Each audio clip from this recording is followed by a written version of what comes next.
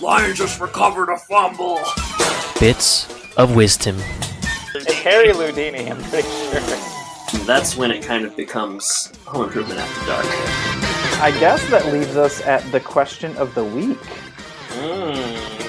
Very good. I don't know if you noticed, Jordan, but a really cool aerial shot of the table. Reasonably funny. User review.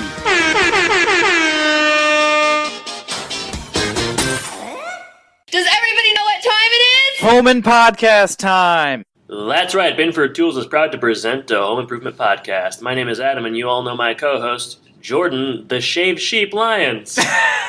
Oh man, not the chess master, but the shaved sheep. Well, you gave me a lot of options before we started. I know. We've We've got a lot of things going on. Happy 2018, Adam. Happy 2018, Jordan. We haven't spoke in general in several weeks. Just through Facebook messages that you say was your mom, but I think it was you. So. Well, I don't care to go down that rabbit hole. We haven't talked in a while. We haven't talked about home improvement in, I don't know, like a year and a half or something. It feels like we've been talking about lackluster Tim Allen movies that people may or may not be watching, but we are back to our namesake. We are talking about home improvement today on Home and Podcast. But before we do so, we have some things we have to discuss.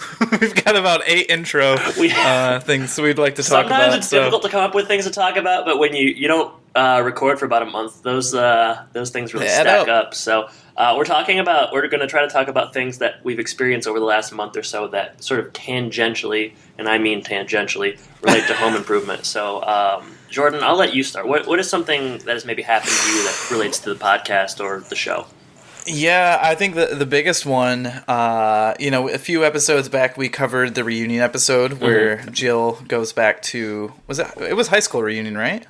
I believe so. I think it was high school, yeah. Does it really matter? I don't think so. No. But, we've talked before, maybe not on air, but we haven't heard anything from our class. We've talked on air.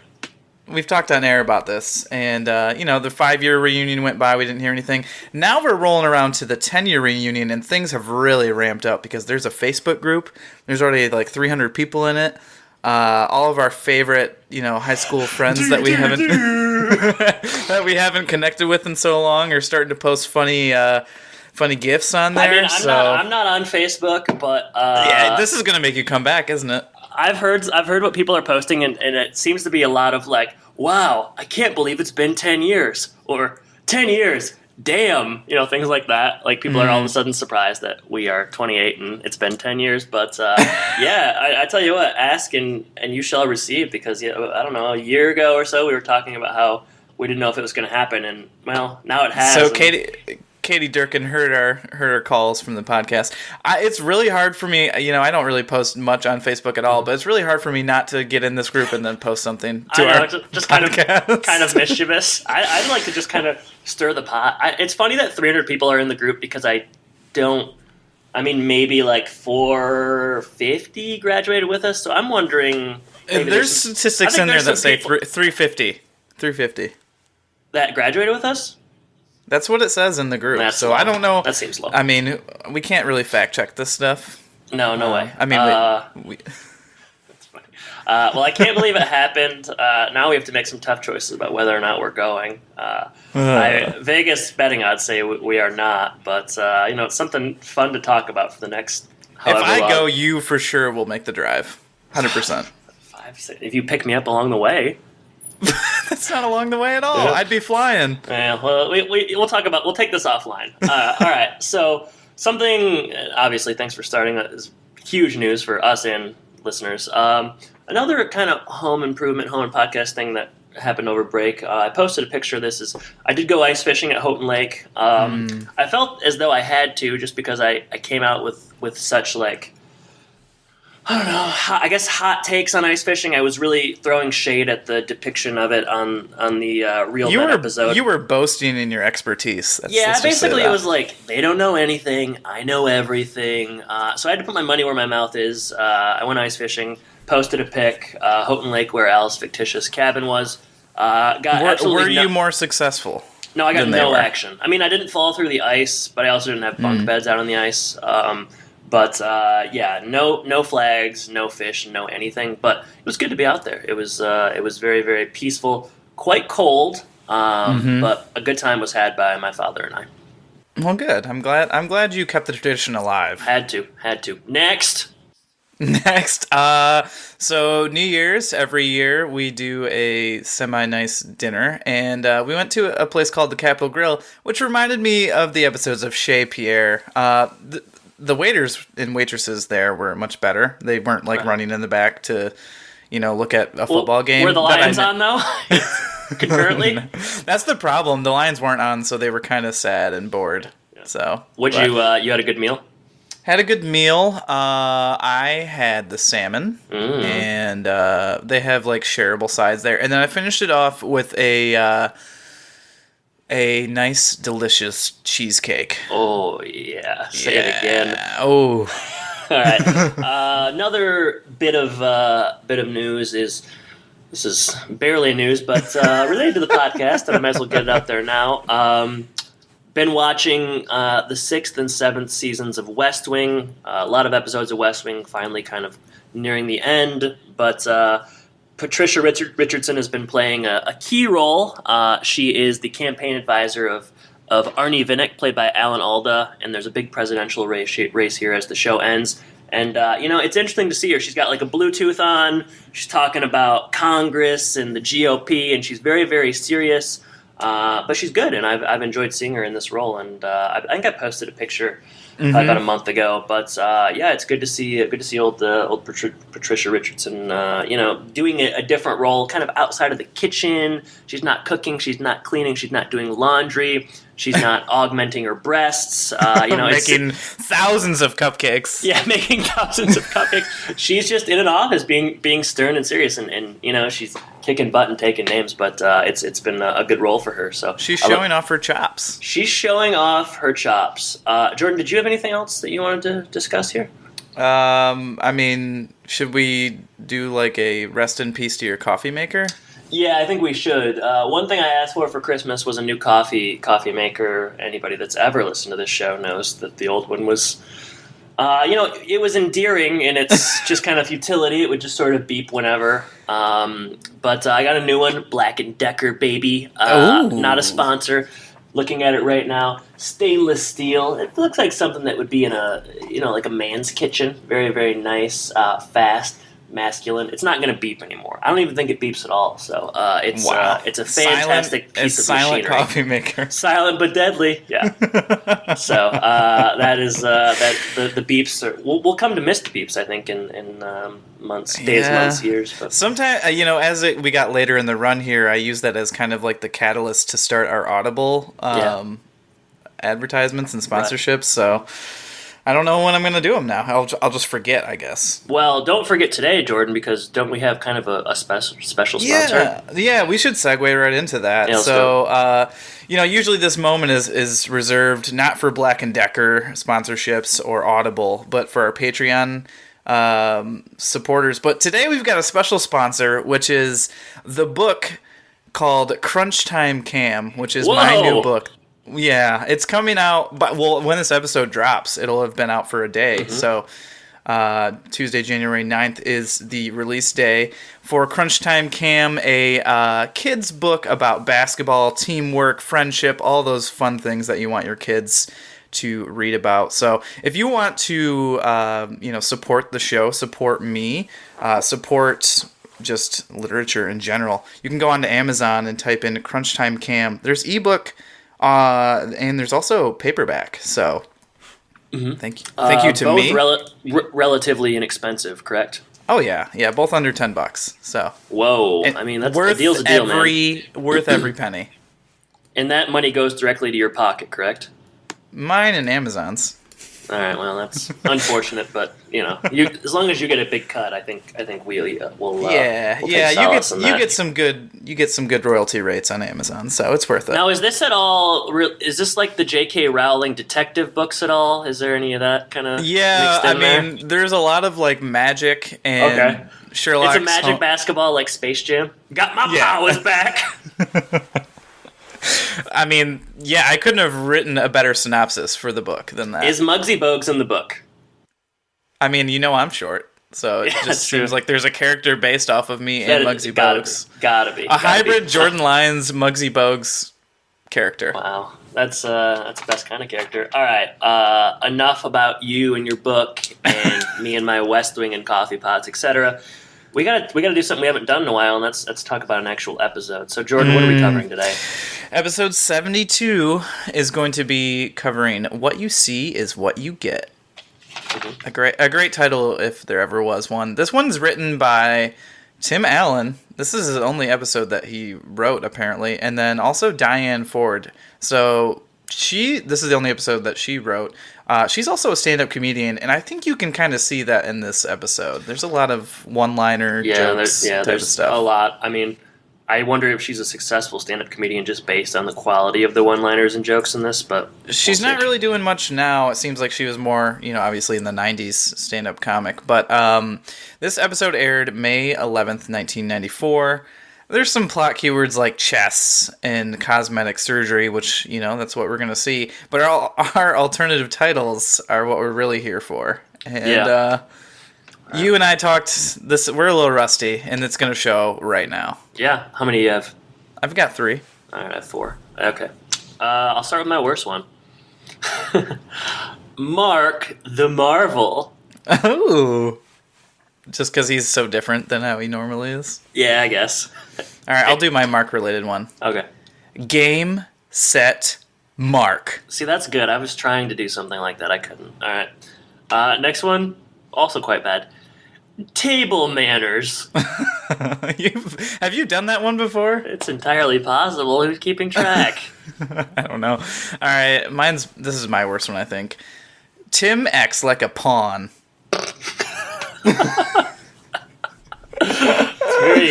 It's good. It's a good title. All right. Thanks. We get into the better ones, I think. Of chess and chests. Oh, that's good. I like that one. Thank you. All right, this one's related to the chess. Silicon Valley. Oh, all right, my last one. Jilf. It's pretty good. That's the best one. Thank you. Well That's done. the first one I came up with, yeah. Well done. All right. Plot synopsis provided by Skagary66. Ugh. After an acquaintance of hers gets cosmetic surgery to please her husband, Jill gets mad at Tim for suggesting that she could benefit from some improvements. On tool time, Tim and Al attempt to refurbish a table. Meanwhile, Brad and Randy challenge Mark to a series of games, with the loser having to do cleanup chores around the house. Having to do cleanup chores. Yeah, That's right. These are a lot like the chores I had to do when I couldn't hang out with you. Picking up apples from your side yard. Yeah. Oh, man. All right. That's good. I guess, should we get into it? I'll start. Yeah, let's do it. All right. So, please tell me you noticed the logo this time. I did. I'm sure I did. I just don't remember it. What was he doing? Well, the logo had kind of like morphed into a giant housefly and flies into the windshield of the car. Yeah, it was very strange. Weird. I don't like that. And it was like buzzing, wasn't it? Yeah, I just, this, when the logo either grows arms or wings or legs, I'm just not into it. I like it when it's kind of muscular. It's sort of cool. You would. I just kind of see yourself in the logo. I just like muscles, yeah. All right. Okay, so we're in the garage, and Tim is tinkering with the hot rod, which he's been doing for like 3 years now. When's this thing going to be done? I mean, well, seriously. This is, they're just getting ready for the Great Race, too. That is coming up. Ugh, we should just skip it. Tim is testing the horn, but instead the brights go on, and they blind Mark. I guess some kind of... I don't even know how that... Like, they say like some wires are crossed, but I can't. Maybe this that's actually possible. happened to me. It did? This actually happened to me. Yeah, because so with my car, I recently installed Cruise with a friend. That he helped me install it, and one of the wires like contacted some metal in the steering wheel, and instead of just the Cruise working, what happened is the horn would just blare, and you couldn't get to stop. So I had to drive like 30 minutes in downtown Orlando to get to my friend's house for him to fix this. But it was a pretty comical scene. Sounds comical. I mean, you're in the town of Disney, so I mean, such comedy is not foreign to that area. Yeah, it was outside of Disney actually. So Wow. I mean, You drove by the big golf ball, and everybody was like, "Whoa, what's that?" what's going on? Why is this guy? No, you were getting on like I-4, the busiest highway there, and people are like, "Why is this guy honking at me to move over?" People are like, "Orlando sure is wacky." Yeah, I was afraid that somebody was going to kill me, so it Yeah. was maybe a little scary. bit less comical. That is true. Yeah. All right. Well, that's interesting. Jill enters, and she's got to make like She says thousands. 6,000 cupcakes for a school function. She should just stop taking on so many tasks. She's always just so busy and cranky about it. If people are asking you to make 6,000 cupcakes, I'm out. I'm done. I mean, how much money is that? How much time is that? That's ridiculous. Yeah, I would say like a couple dozen's a big ask. You know, like 2 or 3 dozen. That seems like enough. But well, there's a school carnival, so she doesn't have any choice. Tim was supposed to make cutouts, which I mean, Jill's making cupcakes. Tim's making cutouts. One is a male, one is a female. He turns the male around, and it's an Arnold Schwarzenegger kind of build, and he does one of the two Schwarzenegger jokes / impressions in this episode.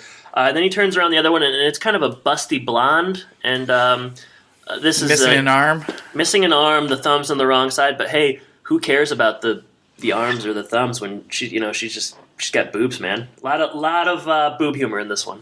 Yeah, well, at least they're actually setting up what's going to happen in this episode this time, right? I suppose so. Yeah, this does set the stage, and then that's it. Then they play the opening theme. Did we have a school carnival? I mean, there was a carnival in town, but I don't think it was a school carnival. School carnival kind of sounds to me like a field day, kind of end of the year sort of function. I guess I remember having those, but I don't know. I wouldn't call it a carnival. There wasn't any Stump the Toolman booth that I remember. Well, that's good because Tim got stumped a bunch by a 12-year-old. He's so inept. Right. He is. Yeah, I don't know how he has a show. Me neither. All right, so at home, Brad and Randy are battling on old Game Boys. Did you have a Game Boy? Yeah, I did. I didn't have one like this though. My first one was Game Boy Color. It was purple. Me too. And I liked it a lot. Very fun. Those Game Boys were good for car rides and stuff. Oh, yeah. I used to play them all the way down to Florida. Yeah, likewise. I've never seen it with the cord, and I guess the cord is how you do the battling? Yeah, I still have my original Game Boy Color, the green one that I got. But yeah, I had a cord for, trading Pokemon or battling or whatever. So that's interesting. Yeah, I'd never seen that. I'd played the big bulky ones before, but those were fun. Yours still work? Still works. Some of the games have issues because the things that keep like your saves are battery powered, and at some point the batteries run out. But the actual machine works really well. Yeah, cool. All right. Well. So, anyways, the boys are battling. Yeah, they're battling. Brad and Randy they're like I don't know, they're really intense, and they're like shaking the Game Boys. Do we know what game they're playing? Or no? No, I don't think so. I was trying to also think of that game that they talked about a long time ago. Zaxxon. So maybe that's what they're doing. No, that was at the arcade. There was a different one. Oh, okay. Well, I don't know. Something. But Mark and Tim walk in, and Tim wants to play next. And then the boys start ragging on Mark, saying he's not allowed to play because he's terrible. But we come to learn that he's not. So Tim makes a wager. Basically, if Mark beats Randy in this game, they have to clean the basement. So there's big stakes going on. And if they win, he's treating them to an afternoon at the movies. So everyone wins. It's weird. How many movies are you going to want to see in the afternoon? I don't know. Yeah. I don't know. But otherwise, yeah, like you said, they go to the movies. Mark beats Randy. The crowd goes wild. I go wild. It just shows how little Mark has achieved over the course of 3 seasons, that the crowd is just like so tickled that Mark finally has his moment. Like, yeah, they're just rooting for the underdog. It's an ovation akin to like. I don't know that we've ever seen an ovation quite like this one, but the crowd literally goes wild for Mark. You would think that he would be good at these games too, because he's probably just got to hang out in his room, play these games by himself, get practice, and get better and better because he doesn't have any friends or his brothers won't play with him. And well, Randy just didn't take him seriously enough, and Mark preys on weak opponents like that. Oh man. So Jill comes home after this escapade, and Well, Mark goes up to his room to play on his computer.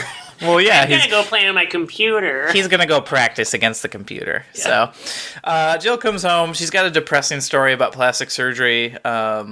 Some husband, after 12 years, had left his wife for a younger model of woman, apparently. So she got a bunch of work done to make herself look better, I guess. Tim, not seeing any of Jill's emotion here, apparently, makes a joke about it. And this is the worst kind of Tim, the Tim that is just kind of clueless and insensitive. Like, this doesn't even, I don't know. The whole episode is built on him just, like, having responses that I don't even think the character would normally have. Like, he's just so, like, willfully ignorant, and it all starts here. And he just makes the same jokes over and over again. This is basically overactive glance again, is what we're going to get. Remind me what happens in that one. Oh, is that where Heidi is there? And she's like, Kiki. Kiki Vander... something. Whatever. Yeah. This episode is... Well, I'll talk later about the take on plastic surgery. But I was thinking, like, I guess that plastic surgery... I don't know the origins of it per se, but I feel like around this time in the 90s, maybe like breast implants became a very big thing. I don't know. That's based off nothing, but I just kind of, I feel like I remember like that kind of being a thing for whatever reason. Yeah, probably 80s, 90s, I would imagine. Yeah. So then Tim goes on to say, like, after years, women basically let themselves go, and he's lenient. Yeah. Oh my gosh, it's terrible. It's so bad. Also, it's really bad. I mean, it's just like really bad, and Jill looks good. Jill looks better than Tim does, certainly. Well, and then Jill takes him to task, and Tim tries to backtrack, and at least she doesn't take it. I guess I'm glad about that. That's true. So, yeah, that would have made this episode unwatchable. Yeah, that's true. Yeah, no, she gets him right back, but yeah, I don't know. It's just like I don't. This is never what we want to watch. Yeah, every so often it's just like for the sake of an episode or for the sake of humor, they'll have like Tim be just unlikable and kind of misogynistic and stupid for laughs, and I don't like it. And the laughs aren't. And the laughs really aren't there. Yeah. So all right, so we're at Tool time. They are refinishing a table. Is this where the laughs are? Because I can't find them. Well, I'm just wondering, how many times have we seen them refinish a table? Like, I feel like they refinish something every 3 or 4 episodes. I don't. Maybe it's just me, but I had a lot of I had some deja vu here as they were working on this table. Like, I just feel like I've seen this before. They keep going to garage sales and they keep getting great deals. So. I mean, yeah. Al's paying, though Tim's not paying it back. I didn't take a lot of notes for this just because this is full of like really bad one-liners that didn't even really dignify me writing them down. Tim's really annoying. There's a lot of back and forth. He makes a joke Tim about like everything. It's weird. He's like in a much more joking mood than he even usually is. You can tell it's written by Tim writing it, and then another stand-up comedian. Like, it's just very jokey. Like, it's like a joke. He has a joke retort for every single thing that Al says, and none of them land necessarily. It builds up to that they have to sand a table. He's seen this upwards of 72 times before. He has a super sander. He puts it to the table, and it goes, right through and creating a big circle in the center of the table. And that's essentially the scene. It's not very good. No, but now they have a round hole, and all they need is a square peg. That was okay. That was an okay line. But and then he says, "Al, can you get in there?" Yeah, see, that was not okay. Too far. Too far. All right, so let's move on to the basement. Ooh, great scene. Not awkward at all. No. So Brad finds a Hot Rod magazine with a quote-unquote babe, and Tim comes down, and the conversation turns to Randy basically saying, you can gawk, right? You can look at other women. I don't know where Randy gets this idea. Yeah, it's weird. I don't understand this scene at all. But Tim says, I don't need to... He basically, all those terrible things that he said earlier, he's saying all the right things right now. Yeah. He's trying to, at least. So Tim says, I get to gawk all or I got all the gawk I want in jail or something to that effect. And then Basically, Randy's like, does mom... No, he says, I got all the gawk I want upstairs. And then Randy says, does mom know about it? It's like, well, that mean? Yeah, something really funny about your dad cheating on your mom. Yeah, seriously. Fantastic. Jeez. So, Tim, to show them how much of a babe Jill is, breaks out some old pictures. Gross.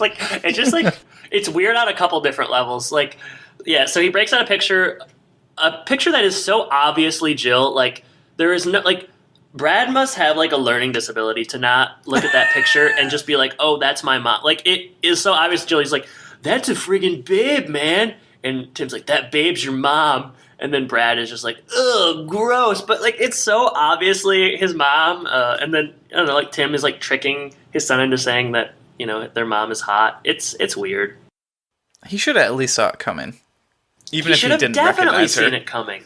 Well, he should have Even if he didn't recognized recognize it. it. It's a picture of her from, like, I mean, I assume it's actually her. It looked like her. It looked like her, an actual photo. I mean, it's not even that, like, she's not even that young. It just, I don't know. It was really dumb and just, like, kind of gross. It would have been good if Brad actually vomited there. It's like that scene in, have you seen Ace Ventura? Yes. Where he finds out that, Finkel is Einhorn. He just, like, vomits. Einhorn is Finkel. Yeah, Einhorn Finkel. He's, like, vomits and just, like, washes himself in the showers. It'd be funny if something like that happened. Yeah, see, there's a missed opportunity right I don't there. know why they didn't go that far. They didn't go far enough, but that's Can we stop and say I actually knew a movie reference you just said? I'm so glad, that's great. Cause a new year, a new me. Wow, yeah, I'm just going to only bring up Ace Ventura. Ace Ventura. Pet Detective? I don't like When Nature Calls as much. A lot of people do. Oh, I don't care for it. See, now that's the first one that I saw. Yeah, that one just is like an entirely different movie to me, and it's a little bit more out there. Friend than of the first pod, one. Friend of us, Kyle Manns, I think he prefers that, and if he's listening, he'll let me know. But I always feel like he liked that version better than the first one. I am not that way, but I would say I liked it better just because it's the first one I saw. But the first one makes a little bit more sense. I don't like it when he comes out of that rhino's butt. Gross. Brad should come out of a rhino's butt. Do you like it when he does the Chicago bat scene where he's like jumping up on the sacred bat thing and he starts saying Chicago and all this kind of stuff and trying to trick the... That's okay. Good. That's good humor. Yeah, sure. Yeah. Yeah, well... I'm lost now. Where are we at here? Jim and Andy on Netflix is really gonna... You should watch that. It's a really interesting documentary and it just shows how off the rails Jim Carrey has become. I'd recommend it to everybody. Back to Home Improvement. They start looking through other old pictures, yeah. Mm-hmm. And Jill has all these old pictures of her and other guys, but not Tim. Yeah, what the heck's that all about? That's strange. And then they find a picture of Tim in the 70s. Obviously Tim, and they're like, "Who's that dork?" It's like, it looks like your dad. Yeah, that's your dad. Jeez, they're gonna have to clean. You ever think at some point we're gonna look like that in old pictures? I mean, are you just Adam's just timeless. He wears timeless clothing, so I guess you probably won't have that problem. Right now, I'm wearing a brown cardigan over a gray V-neck with NBA sweatpants, so I don't think that look's ever going out of style. Oh my god! My legs are crossed, and I have a coffee cup in my left hand. So, as far as I'm concerned, paint a portrait because this ain't going anywhere. But, oh my goodness! I don't know. We just need someone to take a picture. I would hope that I would have smart enough children to recognize a photo of me if I pulled it out. I don't think that looks change that much, but Brad, he's an interesting bird. But next scene, Jill and Eileen. I could not think of Eileen's name for the life of me. My notes, I just wrote a line, and I was going to fill it in later. Jill and Eileen, they're talking. I didn't even know they were friends. Did you? Has that been established? Yeah, I don't know that we've had them hang out alone. This seems like more of a Marie thing. Yeah, where's Marie? What happened to Marie? Marie's like, I lost my locket. I had to go back to Brooklyn to find my locket. The meat man moved to Brooklyn, so she had to go with her. I don't know. All right, so they're talking about... So we got Eileen here. Yeah, go ahead. There's 40 cupcakes on the table. She's got a lot of work to go. 960 to go. At least. There's probably... She said multiple thousands from what I gather. So Jill shows the awesome cutouts to Eileen, and Eileen says, all men want that, right? And Jill says, not Al. But it turns out even Al wants the large-chested women, because when they were playing putt-putt, which is one of Al's favorite pastimes, he was gawking himself. Well, he went 36 strokes over par. Oh my goodness! But and we've already established that Al is like the best putt guy ever, right? I mean, he's really good. Yeah, he's really good. Do you remember when he lost to one of the boys though in that homemade? He got so mad. Oh my goodness! Yeah, he lost in the side yard. He got ripped off, kind of though. Not enough side yard in this episode for me. Nah, never enough side yard for me. All right, so luckily, I don't know if this is luckily, but Jill has a computer program to change the appearance. I'd say it's pretty lucky because the technology, I don't think it exists now. Yes, this is like an early Photoshop, but I mean, built specifically to objectify men and women. I guess. Is it photo? You would call that Photoshop? I mean, that's what the desired effect is what people do with Photoshop. I don't know that you can just, press... Augment breasts and... just press B for breasts on your keyboard and it'll work, but... you should describe it, I guess. Yeah, so basically, you put a picture of yourself against a blank background, and then apparently the keyboard is just set up so that, D is you increase or decrease your delts, B is for boo. What are you laughing about? When you said D, I didn't know where you were going. Well, P. Yeah. P is for pecs, but Tim is not sure about that. It's a racy episode, yeah. It's basically like a photo of Jill on the computer, and any button she presses, she can change her body, and it's hooked up to the television somehow. Kind of high tech. I mean, I guess I know how you would do it now. I don't know how you would have done it then.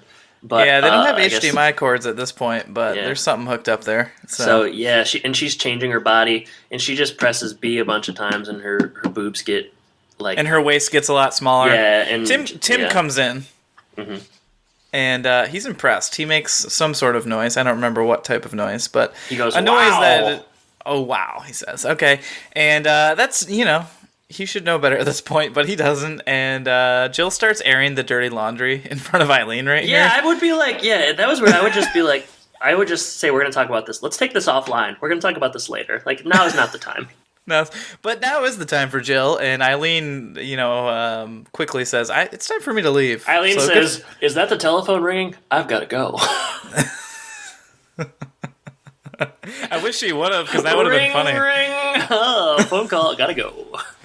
Not enough jokes like that in this episode. But instead, Tim's, he sits down to work on Jill. I don't know why. Because he's a freaking idiot in this episode. He's so dumb. He keeps making jokes. Jill tries to keep bringing him back to Earth. It doesn't really work. So she's mad. Jill comes back.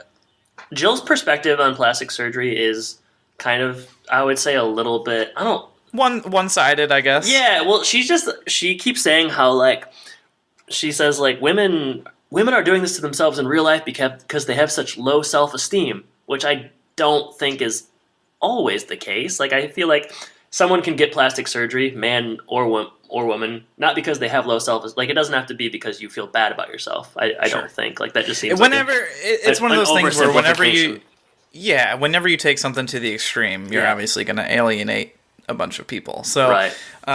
But yeah, that's the point that she's trying to make in this episode. And Flawed for her, point.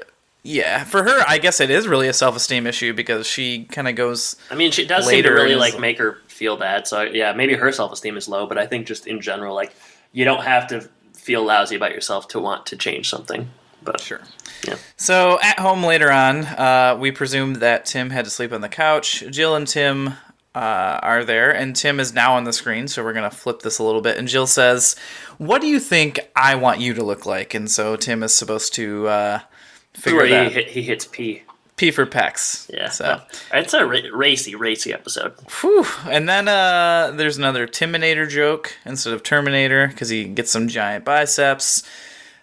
Jill shows him what she wants, and it's just him, the original picture. She says that he is what he finds or she finds sexy. Not his body. So even if he's fat or bald, and then she obviously changes to the fat bald Tim, and then this is kind of where, like I was saying, it's almost like a self-esteem thing for her, because she says, like, how do you feel, Tim?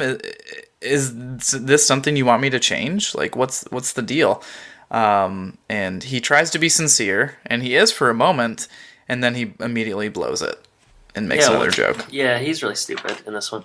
I feel like every sitcom episode from the 90s has one where, like, a woman will, like, I don't know, like, stuff her bra or, like, put in, like, fake breasts, and then, like, she'll get treated differently. I feel like in the 90s that was, like, a big plot point, like, episodes of shows where, like, women would make their breasts bigger, like, just for whatever reason, and then, like, men would be nicer to them. I thought that was going to happen here. I've seen that probably 4 times in other 90s shows, and I thought we were heading there. If she would have walked around with, like, stuff. Yeah, and then she, like, goes up to the grocery store, and, like, everybody's really nice to her. I don't know.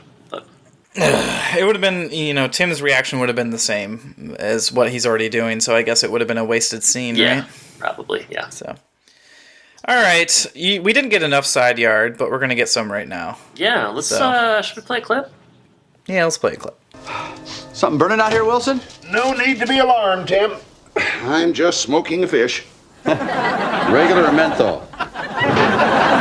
No, Tim. I'm curing an Alaskan salmon. My only concern is what wine to have it with. Love to help you, but I got a concern of my own. It started with me turning Jill's breasts into hot air balloons. I'm getting kind of excited about it. Well, Tim, I think you finally found a problem that's out of my realm of expertise. Oh, you don't understand. She had this computer simulation that showed some cosmetic surgeon's alterations to her body. It reminded me of when she was young, when I first met her. Mm-hmm. And I kind of liked it. Then, like a bonehead, I asked what it would cost to overhaul her whole body. Whoa, major faux pas. Major faux pas? Was he in the same campaign as General Wow? Tim, I'm not familiar with General Wow, but your situation reminds me of the naked ape. Yeah. That is the one exactly, Tim. You see, the naked ape is a book which theorizes that men, like apes, are instinctively drawn to younger, more fertile women in order to propagate the species. Well, what's Mrs. Naked Ape attracted to? Well, unlike the male of the species, her instinct is to be attracted to someone who's older and more experienced, someone with more wisdom, sensitivity. Wait a minute. What you're saying is if I explained to Jill it was just my instincts talking, I'd be off the hook. No, Jim. What I'm trying to say is you have to learn to understand your instincts, and then you won't be on the hook in the first place. Oh, yeah, sure, that'd be good. All right, so Tim smells some smoking something, and Wilson's smoking some fish. Yeah, that's what he's smoking. Yeah. Tim explains his problem, as he is wont to do, and, he's kind of wondering, why am I stupid? That's what he wants to What's wrong with me? What's wrong with me? Wilson brings up the Naked Ape book, which basically says men are like apes, drawn to younger, more fertile women to propagate the species, while a woman's instinct is to be attracted to someone who's older and wiser and more sensitive. So, just one of those psychology sessions again. And that does it. That does it. Tim says he sees a way out of the situation, and he's wrong initially. And Wilson says, just try to understand your instincts and overcome them, not succumb. His instincts have treated him well throughout this episode, so good advice, Wilson. Yeah. If there's one thing about Tim, it's he's got great instincts. Well, I mean, that's Wilson's point, is, recognize what your instincts are, and then, don't necessarily cave into them. So. Yeah, true. Which, again, we're back at Tool time. Go ahead. Jordan, we're back at Tool time. Are we back at Tool time? What were you going to say? You had a final. Well, I was just going to say, this point. is the exact thing that he said at Overactive Glance, I think. I mean, it wouldn't surprise me to see this show kind of repeating storylines and plot points and so on. But you just don't. You can't corroborate on your own. I can't. Well, like I said, I've said many times. Once I watch these episodes and we record a show, they're gone for good. Like, I can maybe remember You've like got- bits and pieces. You've but got so much else going on based on what you told me in this new year that you can't my possibly remember the old life episodes. is a whirlwind right now, and I just can't. I can't store these episodes in my brain. There's no space. All right, No space. Tool time. Sanding a new table. That is their task for the day. Al has found a yard sale table. They're gonna fix it up real good.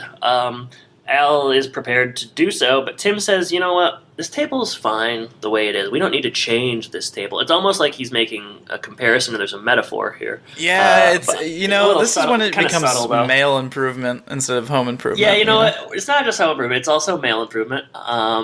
Basically the table's beautiful as it is. They're not going to change it. It's a perfect table. He's of course, relating it to his wife, and he says they need to be affectionate to the table, and they should rub it together. Just rub it with some oil. Yeah, just rub it Show with it some you oil love it. together. Yeah, so that's how it ends. Al's as weirded out as presumably the audience is as they Yeah, just Al has slowly no rub the table. context, which makes it probably a little worse for him, I would think. Yeah, so that if I went to see Tool Time on that specific day and they just rubbed that table for like 40 minutes, I'd be pretty PO'd. Yeah. It's probably Well, free to you get know, in, but I would don't you know. rather them make a bunch of Al's mom jokes or what? I like a mix of both. I like to see him rub a table and make some mom jokes, but yeah, I don't know. Maybe they did. We only saw part of the show. That's true. That's true. It's like the anniversary episode where they just wheel out a middle school television and show clips from old episodes. Not a lot of foresight or planning goes into some of these productions, but I feel like I'd rather show up and watch Cooking with Irma, to be honest. 100%. She's got joie de vivre. All right, All right. home. Mark's Thank big you. day continues. Yeah, that's what it should have been. Mark's big That's day. the title. Yeah. He wins chess. Who's he playing? I forget. Tim? He defeats Randy first. Randy. Tim says that you don't want to play me in chess because I can't play chess. Kind of a funny line. I'm having trouble reading my notes. Oh, he goes upstairs and plays with his computer. Jill enters, presumably coming home from work, and he says, "Did you watch Tool Time?" She should have been like, "No, I was at work, you idiot." Yeah, I watched it at work. It was just on in the office. Yeah, we just everybody takes a break for 30 minutes a day, tunes into the local PBS affiliate, and we watch. Also, watch I continue Tool to Time. have questions, and I was going to bring this up earlier about what the magazine is. They're writing about like Swedish stuff a while ago. Now it's plastic surgery. Like, what is the theme of this magazine? They don't want to be nailed down by your categories, Adam. Yeah, I mean, So- if there's one thing that would work for a magazine, it would just be covering everything. I mean, specialization is not important in that field. No. But he apologizes. He gifts her the table. So, like, tell me if I'm wrong here, but ultimately, didn't he fix up the table anyways? No, he just didn't. rubbed oil on it. That's it. Okay, he did not fix it. I was going to say, like, I don't understand the message there if he ended up fixing up the table regardless. So he rubbed oil on it. This bothers me about this episode. It's another one of those things where, like, you know that episode where Jill really wants an herb garden, but we never hear it until it comes up? on that episode? Yeah. Okay. All of a sudden, she really wants this table. She's always wanted this table, and now it's here. So, Yeah. I don't know. That bothers me. It is kind of stupid. Just kind of throw it in last minute. Okay, so he rubbed the table a lot. Good rubbing on that table. And it's all of a sudden, it's very nice, and she's so happy. But ultimately, she's not happy about the table. She's just happy that Tim is not being dumb anymore. They go to the futuristic Photoshop machine, and somehow Tim has programmed... I mean, this is what I'm talking about. He put them 450 years into the future, and it'd be funny if he did that and they were just skeletons. Like, it was just like dead bodies. Another That missed would've been a opportunity. good joke. But no, Everyone looks the same when they're dead. That would have been a great Yeah. equalizer. He shows them when they're old and decrepit, and basically he says, we'll love each other 450 years in the future. I love you. I rubbed a table for you. That's the end of the episode, pretty much. Well, there is another scene where Mark is playing Tim in chess, so apparently Tim learned. And Tim is just agonizing over his next move. He's been sitting there for 30 minutes, and Jill is sitting in the corner reading a magazine, maybe her own magazine. Yeah. Narcissist. It's like when we listen to episodes of this podcast. And we're like, yeah, that was a really funny one. Yeah, that was a good one. So she's just sitting over in the corner taunting him, and Mark ends up winning, and he gets checkmate, and now Tim has to dust. Can you play chess or no? Yes, I can. I mean, I know how, and I can. You can also play chess. I'm allowed to, but I don't know how. So, oh, well, you know. I mean, I'm definitely not advanced. I think Mark might beat me. Roll credits, fade to black. What you see is what you get, a.k.a. JILF. Highs and lows, All right, Jordan. Adam, highs and lows. Oh, no, I beat you. All right. I don't know at this point if I should be impressed by how they just continue to recycle plot lines or upset. So, yeah, that's how I feel in a nutshell. But yeah, highs, there's not many.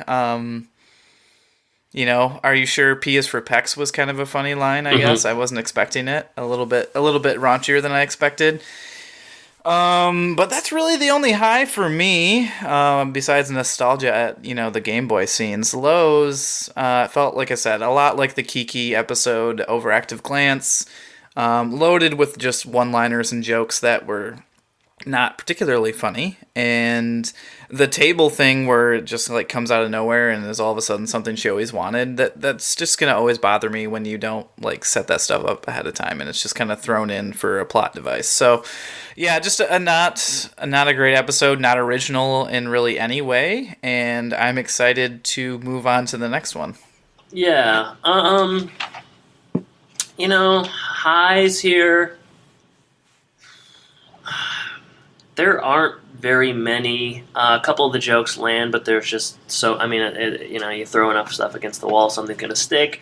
A few jokes are good enough. I don't know. I'm trying to think of anything I like. Mark gets to shine. I know, but I didn't really like that. I thought it was kind of stupid. Wilson's scene is okay, I guess. I don't know. Like, I really struggle with finding highs here. Lows. I don't like it when Tim is kind of just a buffoon and oblivious to the world and the feelings of people around him.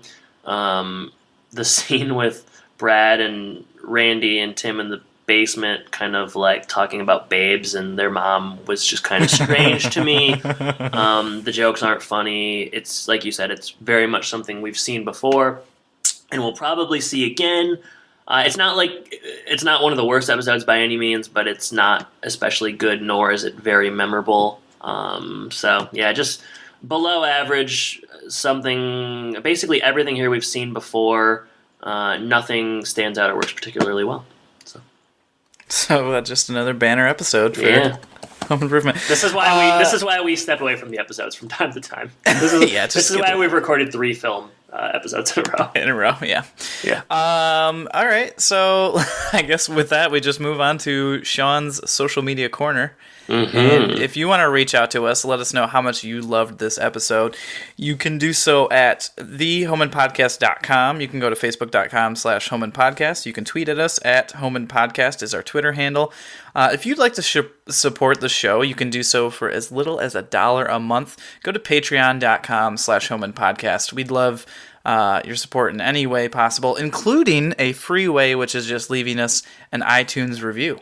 Mm-hmm. Yeah, we got a new iTunes review, Jordan, so perhaps I should read it. Perhaps you should.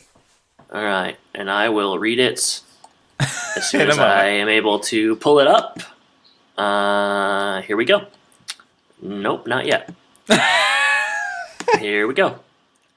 All right, here we go. December 20th, 2017. Tool Time, More Like Good Time by Ed Helms as a star. 2 guys get into a fun yet intellectual conversation about a late 90s sitcom. If God made a podcast, it would be Home and Podcast. Could not recommend enough. 5 stars. Wow, that is generous. I would say we are intellectual. Yeah, it's not a late 90s sitcom necessarily, but we appreciate the review nevertheless. And so if you want to rate the show, we're getting up there in iTunes reviews finally. 21. It'd be nice to have 121, but we'll take it. Someone did give us a 3-star review. Wow, that's interesting. Hey, you know what? That just shows that, these people are real. We're not just getting a bunch of people and paying a bunch of people to leave 5-star reviews. Well, I think it's time someone decided to stop being polite and start being real. Brought us back down to earth? Yeah. All right, so rate review us on iTunes. In terms of Twitter, I don't. We've been off for so long. I don't really have anything particularly interesting. I mean, to share. you did post a really interesting video clip. I accidentally deleted it though. Oh, you dummy! Well, here's what happened. There was like a glitch on my phone, and it showed that. Okay, so it showed that it had been. There was like the same tweet twice, and I was like, oh, I must have posted it twice. So I deleted it, and then they both went away. So, but yeah, basically it was me talking through a particular scene in this episode. I'll keep doing it. It got good feedback. Yeah. Stephanie said that we should do all of those episodes commenting while watching it. There's probably some copyright issues there, but, small, snippets. That's like a Mystery Science Theater kind of thing. And the only reason they're able to do that is because those are all, like, public domain things. So, I think. One poll we did do, did you like El Camino Christmas? 9 total votes, and this just showed perhaps why we shouldn't have done it. 45% said, haven't seen it. 33% said no. 22% said yes. So, I'm not saying you need to go see El Camino Christmas, but our episode might make more sense if you do. Yeah, well, they should probably just listen to our episode instead. That's true. True that. All right. Jordan, I think about closing it down here. You got anything you want to ask me? Yeah, I got some questions. We'll see if you like them. Yeah, we'll see. All right. Earlier in this episode, the Tool Time. No, on Tool Time. What? I'm just trying to figure out how to phrase it. There's some rust. Here. The Tool Time, yeah. The Tool Time. All right, so earlier in this episode, Al goes to a garage sale, purchases some tables, $3 for 3 tables. That's a pretty good deal. I was wondering, we're both garage sale people. We like going to the rummages and finding some good finds. Do you have a favorite garage sale purchase of all time? That's it's probably one of the more difficult questions you've ever asked me. I do a lot of garage sailing, a lot of thrifting. The song "Thrift Shop" was written. Yeah, Macklemore and I. That was a double. That was a 2-hander. Him and I. Actually, a 3-hander. Ryan Lewis as well. A favorite. Well, I guess what I'm looking at a dictionary right now. It's a very, very old dictionary. I think 1950 something. It is about 14 to 15 inches thick. It's leather. It's very, very cool. I bought it at Houghton Lake several years ago for $5. It's really, really cool. It's accompanied me everywhere I've lived the last 5 or 6 years. It's kind of a classic looking thing, and I think friends of mine have admired it as well. It has photos of various types of fish and plants, and it's very extensive and really cool. Otherwise, I'm sure there's things that I can't think of right now, but sure. Yeah, that's one thing that stands out. Yeah, that's a good find. You'll have to post post a picture of that. Sure will. Yeah. The things that I like some really good deals on some nostalgia things. So like old Sega games or whatever that I used to play. Now I don't have a Sega, so that's not going to be something I look for. Sega. I've gotten a lot of board games for $1 each that were basically brand new, like Monopoly, Categories, Catchphrase, and then I got a gift from my wife a few years ago that was kind of a nice table, just like the tables that you saw on Tool Time that we used for our outdoor patio in DeWitt, and that was a nice gift. So just there's lots of good stuff there. It's a good way to pass time and find some deals. I had the pleasure of driving by DeWitt just a few days ago, and I thought of you and your time there, and a bald eagle flew over the sky and shed one singular tear. Holy crap. You didn't stop by the Mega Mall or Meijer? No, but I saw them, and they looked really good. That Mega Mall actually doesn't look that good. Like most malls in Michigan, kind of out of commission. Yeah, well, I mean, the mall is a little bit different than the Genesee Valley Mall, but... Yeah, a little bit. A little bit. All right. Probably better, I would say. Depends on who you talk to. Jordan, what are we covering next week? Isn't it going to be kind of a doozy? All right. We've talked about this. You've talked about this for Yeah, man, I am excited. years, we're going to be covering Reality Bites. AKA the original Catfish, the Catfish backdoor pilot. That's right. Yeah. Starring Randy. So it's going to be interesting. I'm sure we'll have some good takes. Thank you for everyone for listening. I wanted to say thank you again to Crunch Time Cam for sponsoring this episode. Thanks so much. It's really, So- I don't know how we were able to get that. That's such a big get for us. Yeah, so if you want to get your hands on a copy of Crunch Time Cam, just go to Amazon, type that in. You'll see a ebook or a paperback version, and someday maybe an audio version. So Who's gonna do are you gonna get like James Franco to do the audio version? Or I actually have already signed up with someone to do it, but it's Really? not James Franco. Oh, that's too bad. He does the best audiobooks. I know. Well, maybe next time. All right. Well, next week, Reality Bites. Thank you for joining me today, Jordan. Thank you, listeners, for listening. And I guess I should say, take care. Take care, everybody.